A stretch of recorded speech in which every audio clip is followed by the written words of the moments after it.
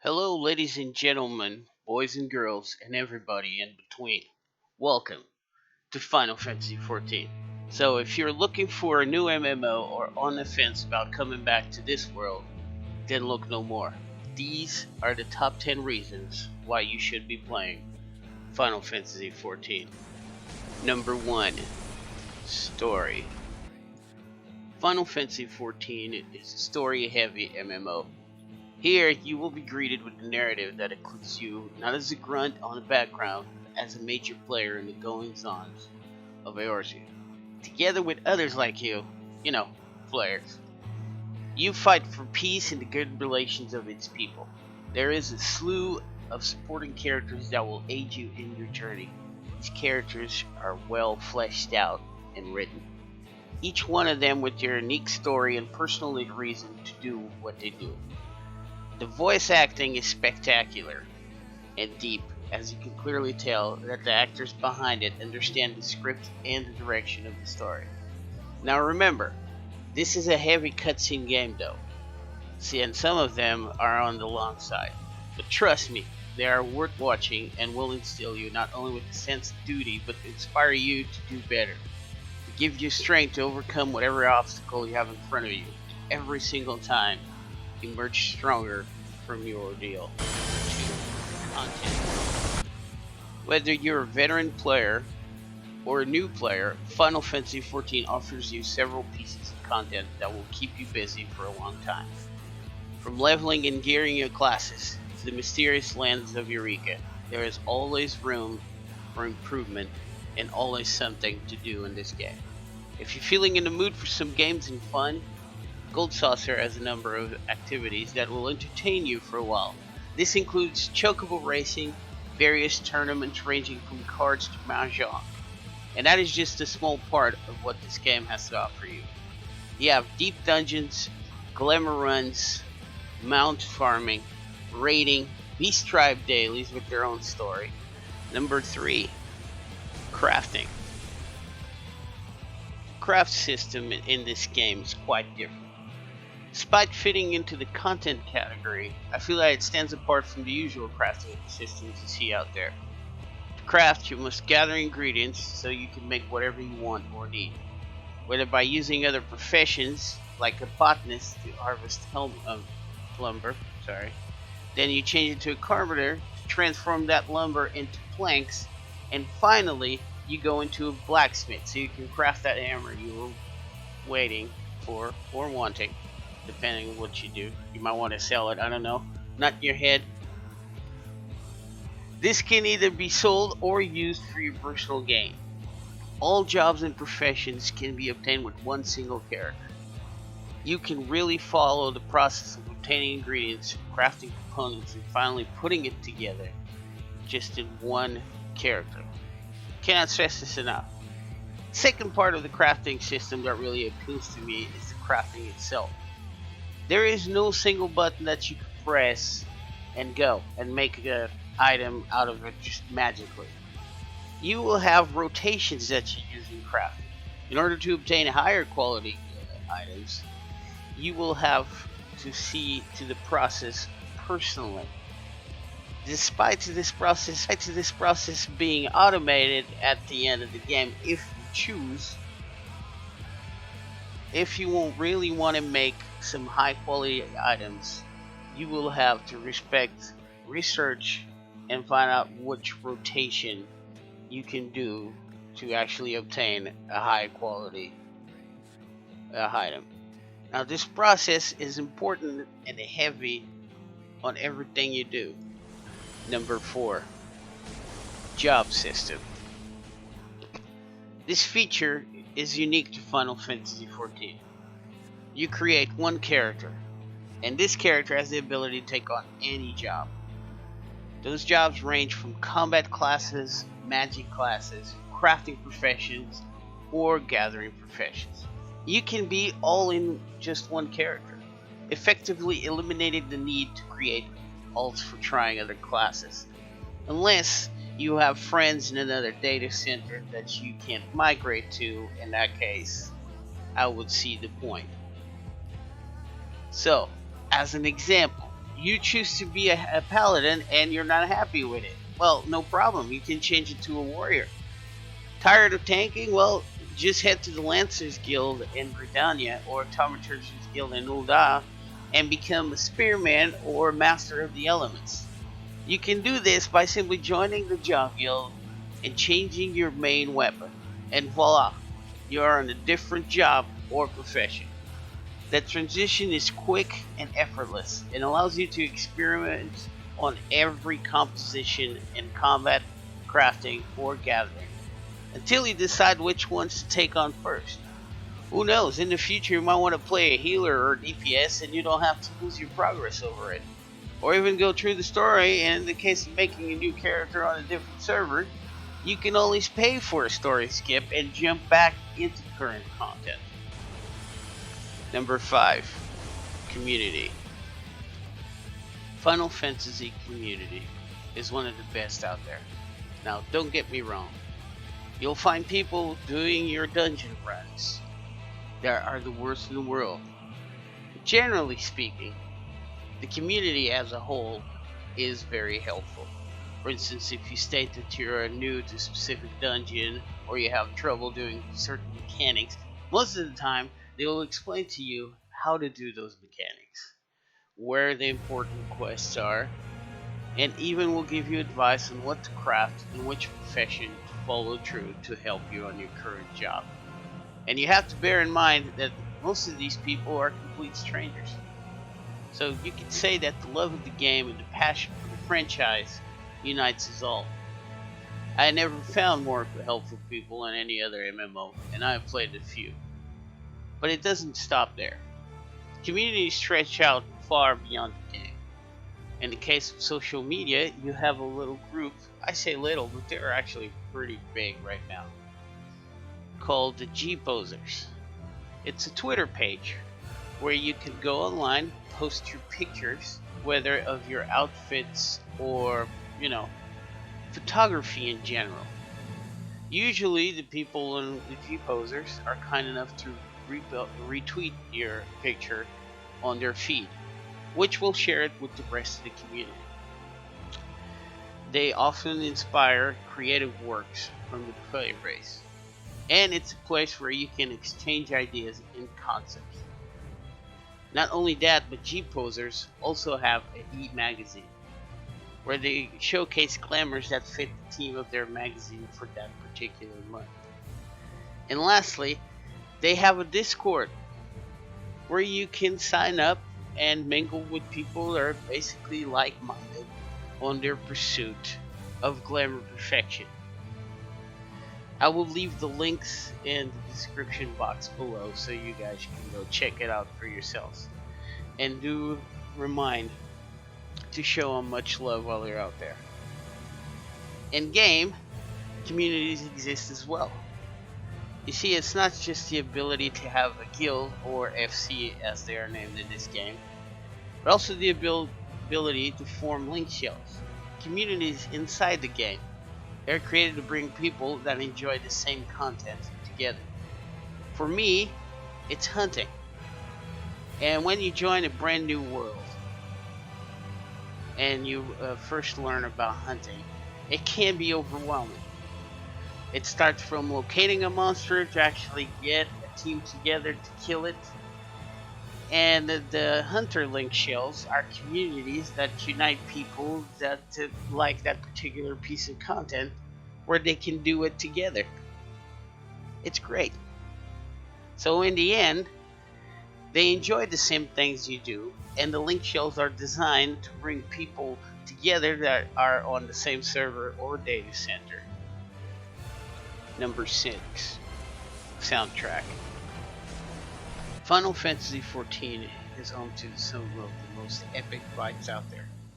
But about half of that feeling is conveyed to you through the soundtrack. The music elevates you to heights you never thought possible in the video game. It perfectly translates the seriousness and the power of a raid boss, but at the same time give you the strength to rise against it, to be the best version of yourself, and to ultimately defeat it. to achieve greatness and along with your friends prevail in a fight that at first seems impossible. The overworld track is composed of several songs that fit each area, relating to you, the player, the story, and emotions of each area you visit. In a way, telling the tale of those battle-scarred lands, massive cities, quiet but beautiful plains, and mountains that we find throughout our journey. Examples of this can be shown through the song Answers, that covers the calamity and also features in the final fight against Primal Bahamut, located on the final coil. Dragon Song, that starts your fight with Nidhogg, the main antagonist in Heavensward. And the song Shadowbringers, which is recently been released with this expansion. I will leave links to each and every one of those songs so you can check it out for yourself. Number 7, Catchup System and Leveling. If you're concerned with coming into Final Fantasy XIV late in the X-Pack or at the beginning of one, there is no reason to fret. Catchup system in this game are very well implemented. For starters, you have preferred servers that will give you double XP for everything you do in game. This covers not only combat, but crafting and gathering as well. The way it works is, you make a new character and there will be a list of preferred servers, which I will leave in the links below, that you can be in. And trust me, you will level much faster. There is also no content that is irrelevant for the player base. There is older content, sure, but they manage to keep it relevant. For instance, if you're leveling your character with old dungeons and raids, those exact instances are attended by veteran players. And this rewards players in two fronts. One, the veterans get rewards for doing old content and help new players to level up. They're awarded tomes and cash for doing it, and they can use those tomes and cash to invest in new gear, more powerful gear, current gear. 2, the new player is never alone. All the content that you have available to you, story-wise, will be covered by veteran players that not only will lend their skill, but in most cases, if you ask, they will lend you their knowledge as well. And if you want to dive into the relics for collection's sake or glamour-wise, the previous X-Pack relics are now easier to do, cutting your farm time in half. If you're a new player just stepping in, you will not only count on other players of your level, but also the veteran players that will be with you every step of the way. And before you know it, you can be up to current content in half the time it took veterans that started before you. Number 8, player housing. This subject is huge in Final Fantasy XIV. So let's start with what you need to know. There are currently 4 housing sections in game. The Mist and Limbs of Lominza, the Lavender Beds in Gridania, the Goblet in Ul'dah, and Shirogane and Kugane. Each of these housing areas are divided into 18 wards, up from 12 since patch 4.2. The wards have 2 halves with a total of 60 plots, 30 for each half. You'll always teleport into the primary half of the ward selected to visit. If you wish to go to plots 31 to 60, you'll have to use the media to right support into the subdivision, the other half of the ward. Housing zones are instanced from the world, but the houses themselves are not instanced from each other inside the wards, which means you have neighbors. Now, thing is that housing is limited, and in overpopulated servers, you will need to negotiate in order to get a house. And these areas are also used for FC-based housing, being guild houses, if you will. In Final Fantasy XIV, despite the number of houses being limited, there are several kinds of housing that you can get. So, you have the primary ones, which are the actual houses structures that sit in a plot and can be privately owned or FC owned. There are only 60 of these for each ward, and it can range from small to large. Once inside, and this is common to all types of housing, you can furnish it and decorate it using trophies and other items obtained from questing, crafting, and raiding. These types of houses usually have 2 floors and are highly customizable. The second type is an apartment. These exist in the housing area as well and located on an apartment block. Each apartment building can house up to 90 tenants, with each room costing 500,000 gil. Players are allowed 1 apartment per character. Furthermore, it is possible to own both an estate and an apartment. An apartment building is available in every ward in the 3 residential areas. 4. With a second apartment building available in each subdivision. Apartments can be customized in the same way as a house or an estate. If you will, the apartment will have a lobby that will contain NPCs that will range from mender to a material supplier to a furniture supplier. And the last kind is private chambers. These are rooms that you can get in an FC. These will be your private chambers. For instance, if you join an FC and you pay 300,000 gil, you can have a room inside the FC house. And once again, you can customize it, furnish it, or even, lock it down and keep an empty room with just the doll in the middle. That's not creepy at all. Number 9, raiding. The raids in Final Fantasy XIV can be divided into 2 categories. The 24-man and the 8-man. We're going to start with the 24-man first. So for the 24-man style, which usually gets filled through a roulette system or queuing system, it's commonly referred as the Alliance raids. 3 teams of 8 people working together to overcome the bosses in a particular instance. Teams are divided into 3 groups, A, B, and C. And these raids are more story oriented. Usually there are 3 different raids in each Alliance raid tier. For 2.0, it was the Crystal Tower storyline that included Labyrinth of the Ancients, Circuit Towers, and World of Darkness. These raids tell the story of the fall of the Alag Empire, how its technological prowess and advancement led to their demise, and the ushering of the 4th Umbral Age, and also their connection to the events that lead to the release of Bahamut and the Calamity, also known as the start of the 7th Umbral Area. In Heavensward, we come across the Voidar, a craft created by the Maki Manji in the 5th Astral Area. The ship was powered by 1,000 Voidsyn, including Diablos and the Queen of Darkness herself, Skatak. I'm pretty sure I might not pronounce that correctly. My apologies. The Sky Pirates then seek out the Warrior of Light, and together we strive to prevent her release into the world.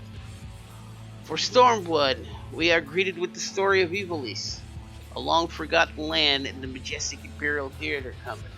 Their ship, the Prima Vista, looms in the sky above Kogani. They're renowned for their work, the Zodiac Brave story. It follows the Lexentale family, Genomis, Ramza, and Alma, as they search for the truth behind the fabled land of Ivalice in an effort to clear their sullied family name.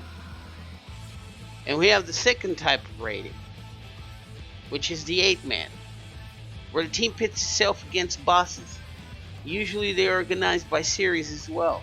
In the Realm Reborn, we had the Coil series, in which we delve deep in the coils of Bahamut in search of the beast itself to put a stop to his ever-present threat to its rising. These series end in an epic showdown against Bahamut, which is still talked about today.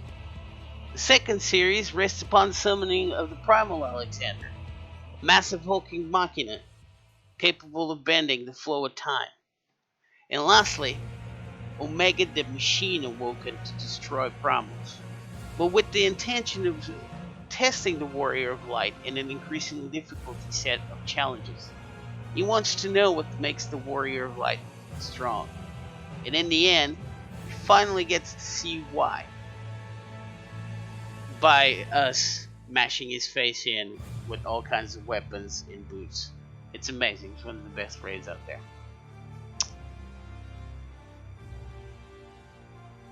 And lastly, you will have the Primals, which are mythological monsters, part of a series corresponding to an X-Pack. For full raid parties, you have 2 difficulties, normal mode or story mode and savage mode. First tier offers slightly less good gear options to top tier tone gear, and the second one drops mounts and top tier materials to trade for the upgraded top tier set. This is something, if you get in, will keep you occupied for a long while. Number 10, content cycle. Okay, here's something we need to talk.